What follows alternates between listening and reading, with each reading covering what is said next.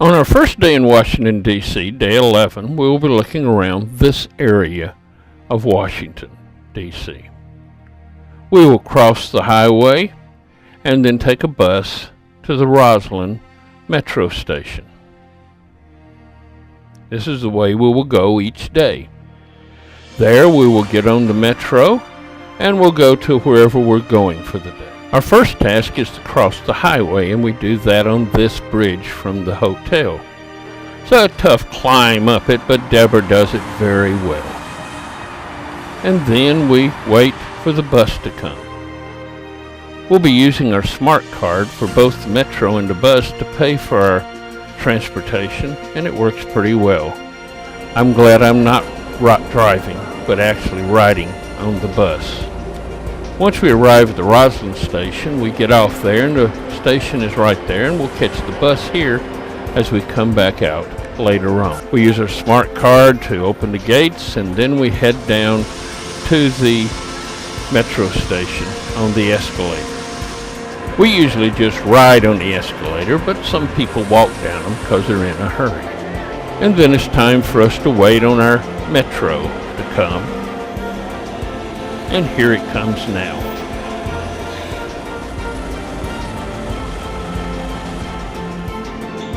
Once it arrives, we wait for people to get off, and then we head in and sit down if possible. Stand if you have to. The door closes, and then off we go.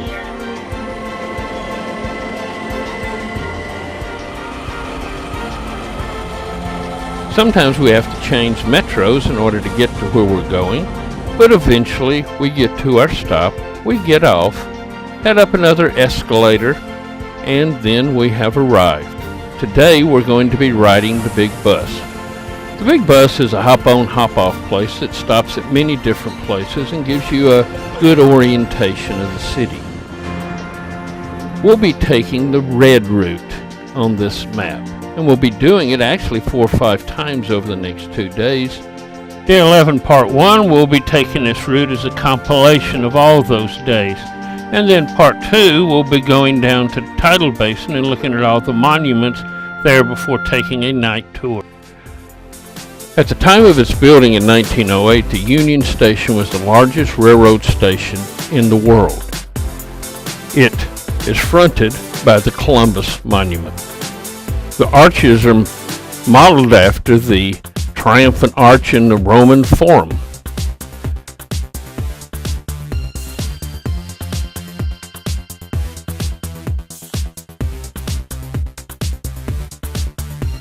As set out front is the Columbus Fountain. It has Columbus standing with, on one side, an American Indian representing the New World, and an old man on the right side, and a globe at top. This area seems to be a gathering place for the homeless who were here most of the time when we came by. With train travel slowing down, the station is repurposed and to a large extent a shopping mall right now with hundreds of stores. It also has a food court and of course has a wonderful shop that we could shop in called Potbelly Sandwich. Next door is the Smithsonian Postal Museum. Here's where we're going to get on our big bus. We'll be riding the bus off and on for 2 days, and we'll make multiple trips around. This is a compilation of all of those trips put together. We start at Union Station, and first we look at this area as we head toward the Capitol. In this area we'll be seeing the Japanese American Memorial to Patriotism. As we leave Union Station, out front are flags of all the states and the territories also. And as we turn the corner, we head toward the Capitol building and get our first good look at it. And now we come to the Japanese American Memorial to Patriotism. The 5 stones in the fountain represent the 5 generations of Japanese Americans that were affected by this internment. There were 10 camps, and they have listed how many were in each one of the camps. Also on the wall are the names of Japanese Americans who fought during World War II and were highly decorated.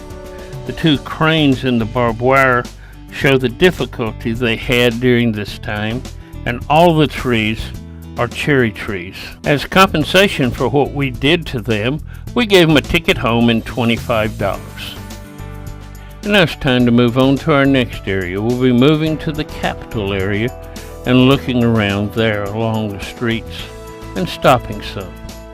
Here we'll see the Taft Memorial Bell Tower, the Peace Monument, the Garfield Memorial, the Capitol Building, the Reflecting Pool, National Botanical Gardens, and Grant's Memorial.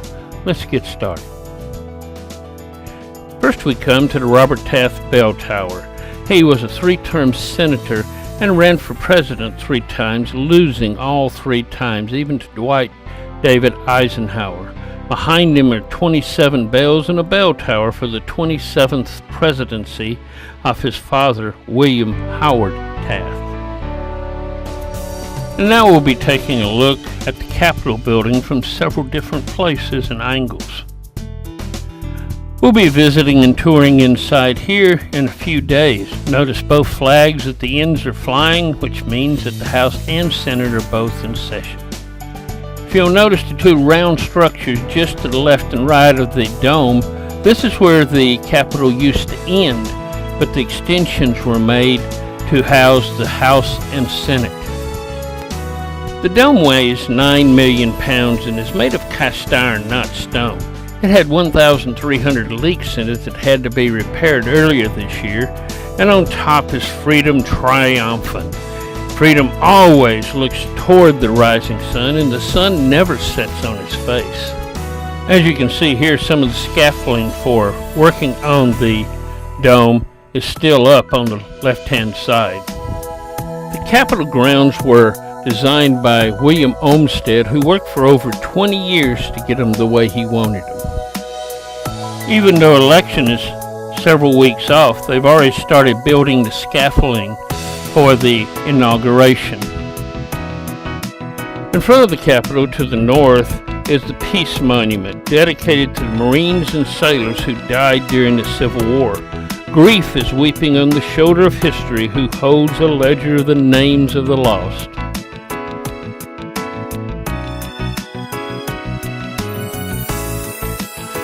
On the southeast corner of the Capitol building, we find the Garfield Memorial, a memorial to President James A. Garfield, who was shot in 1881, a few months after taking office, by an office seeker. He didn't really die from the shooting. He died about a month later because of the way the doctor in charge treated him. Right here, where you see these folks sort of gathering in a grouping, that's where the gyrocopter, there are no more seats upstairs. That's where the gyrocopter, a year and a half, landed. Gyrocopter came from Pennsylvania, came down and came right down the mall at Tree Top, landed right there where that group of people are. I was on the bus riding right along as it landed. The police were already beginning to come in. Here to the left is the National Botanical Gardens. The sculpture out in front is supposed to be like a root system. Inside are 14 greenhouses with different microclimates in each one. We'll be going to visit it in a few days.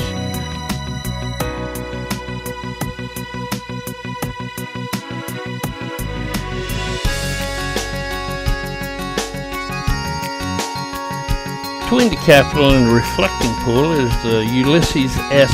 Grant Monument. Currently, it is under renovation, as you can see here from the left, and covered up.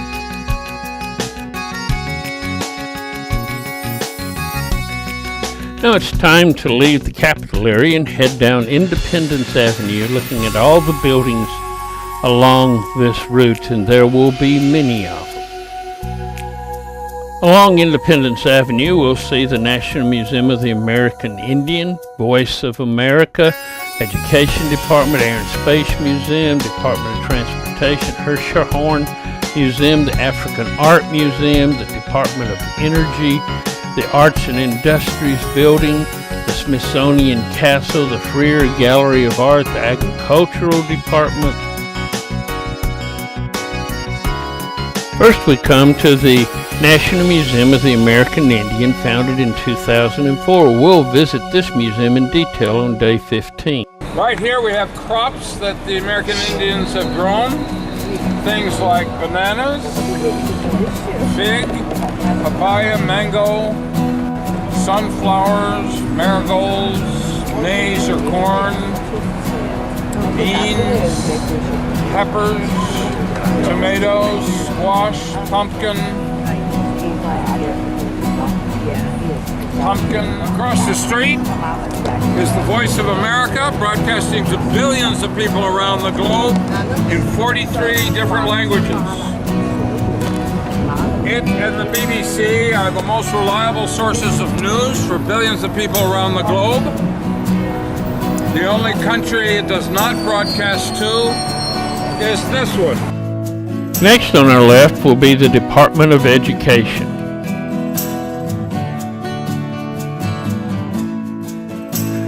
Next on our right we come to the Air and Space Museum. The big brown building with the glass in it is a McDonald's. This museum was opened in 1976 and has been renovated a couple of times. Out in front is a sculpture called the Continuum. No beginning and no end, only one side. We'll be visiting this museum in more detail on day 18. Across the street is part of the Department of Transportation, the FAA, the Federal Aviation Administration headquarters. Next on our right we come to the Hirshhorn Museum, founded in 1974 by the Smithsonian. It has large modern art installations like Stone Crushing Car. Underneath you can actually go and sit on its own legs, and here's the H for the museum. It has an outside sculpture garden, and maybe you'll remember this thing. The Arts and Industries Museum of the Smithsonian was built in 1881 and is currently under renovations now, and so you cannot go in. Next we come to the National Museum of African Art of the Smithsonian Institution, founded in 1964 and renovated in 1987. Just past the African Art Museum is the Arthur M. Sackler Museum, which was founded in 1987 by the Smithsonian and is mainly his collection of Asian art. Next we come to the castle, the original building of the Smithsonian, founded in 1829 by a donation from James Smithson. It has 19 museums and galleries now, 9 research facilities, over 200 institutions, and here we see a display that was from the night at the museum, Battle of the Smithsonian. The Freer Gallery was founded in 1923 as a place for their Oriental porcelain. On each side of the road here you see the Agriculture Department with ways of getting across. It was set up in the Civil War to feed Union soldiers and has a green roof for keeping the environment safe. As you can see on this map, it's on both sides of the road here and is a huge complex. The red building on the left is the home of Smokey the Bear. This is where the U.S. Forestry Department has its headquarters. And now it's time to leave Independence Avenue and look around this area, including the Tidal Basin, which has over 4,000 cherry trees around it. Here we'll be seeing the Washington Monument, the U.S. Holocaust Memorial, the Printing and Engraving Office, Thomas Jefferson Memorial, FDR Memorial, MLK Memorial, Korean War Memorial, Lincoln Memorial, Vietnam Memorial, and the World War II Memorial. We'll come and look at all of this later in more detail today. We'll be seeing the Washington Monument more in detail this afternoon on part 2 of day 11. Tomorrow we'll come back and explore the Holocaust Museum in more detail.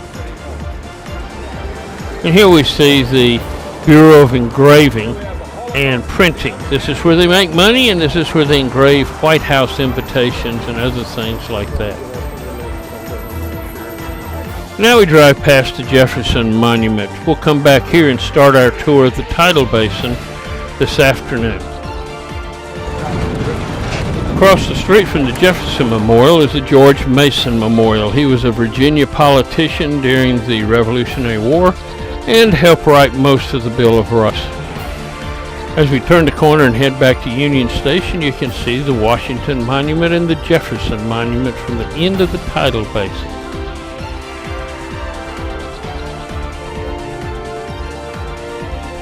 And now we pass the entrance to the Martin Luther King Jr. Memorial. We'll be back there this afternoon.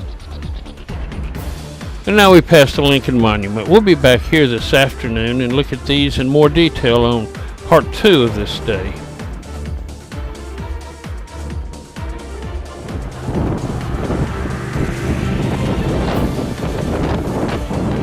Now it's time to leave the tidal basin and look along Constitution Avenue and all the buildings here.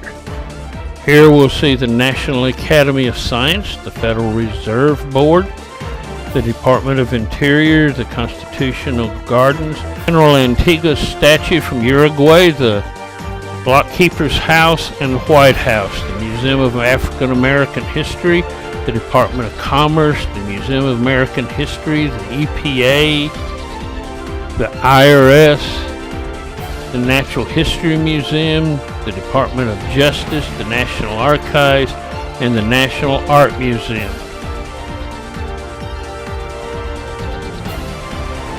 First on the left we come to the National Academy of Science, and beside it the statue of Einstein. Then we come to the Federal Reserve Board building, where they meet to discuss interest rate. Next we come to the Department of the Interior. And across the street there is the Constitutional Gardens in the mall.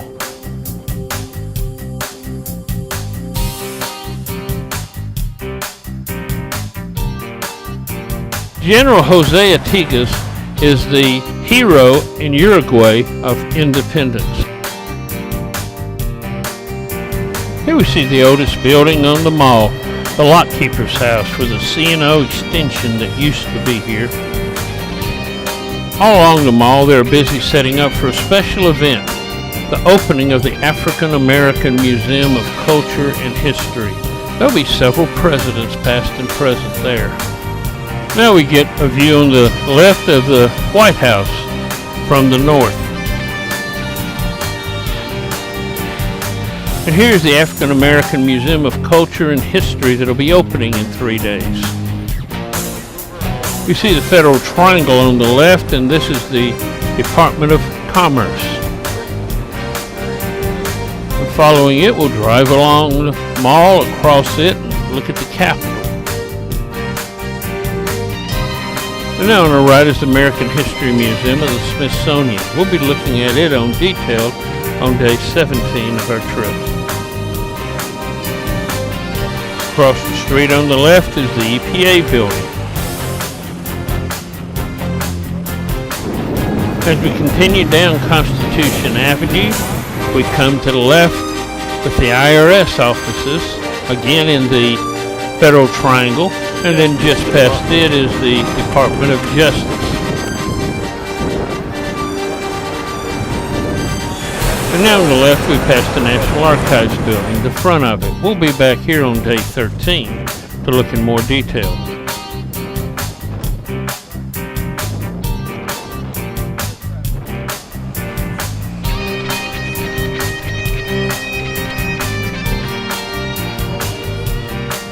And now we pass on our left the Federal Trade Commission, and across the street on our right is the Smithsonian Natural History Museum.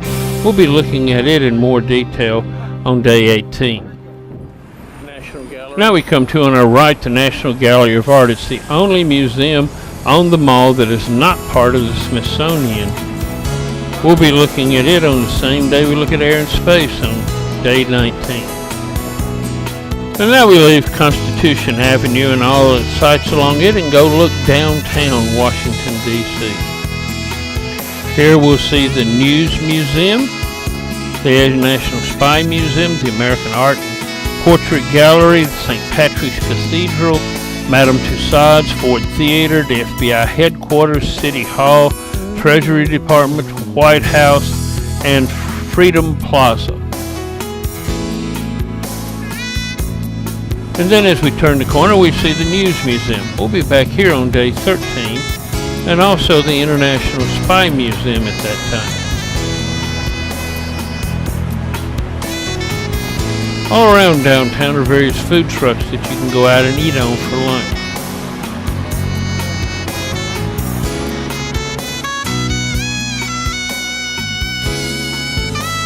An American Art Museum and Portraiture Gallery we'll be looking at in more detail on day 13.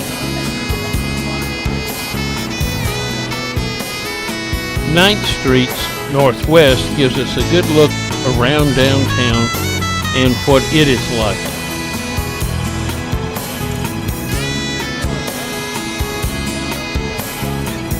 Here's the alley that John Wilkes Booth escaped from Ford Theater.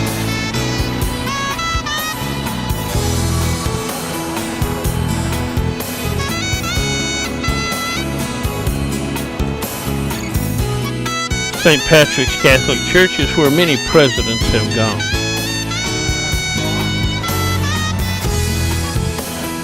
And now we pull up the Madame Tussauds on the right in the red brick building.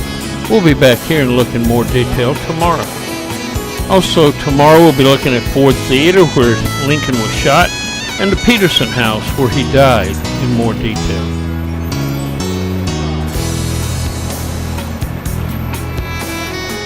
Also tomorrow we'll eat at Lincoln's Waffle House for breakfast. The FBI building is a rather plain building and we'll look at it from several sides.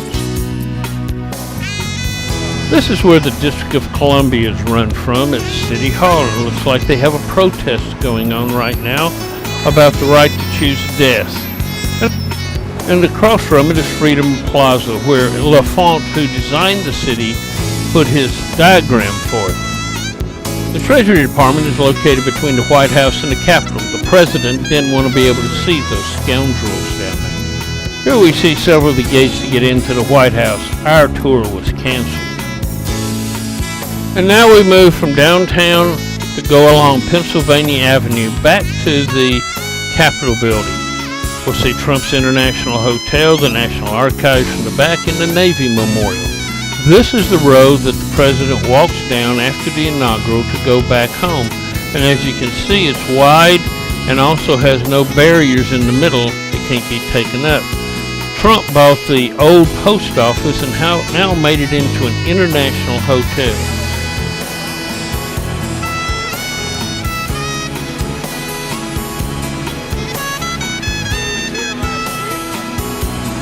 Now we come to the National Archives again and look at it from the back as we pass by, headed toward the Capitol.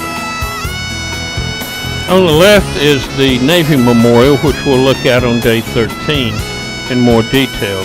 And then we head past the Capitol building, heading on till we get to Union Station, and this will end our tour. As said before, this day is in two parts. We now end part one, and you can start part two as we look around the tidal basin.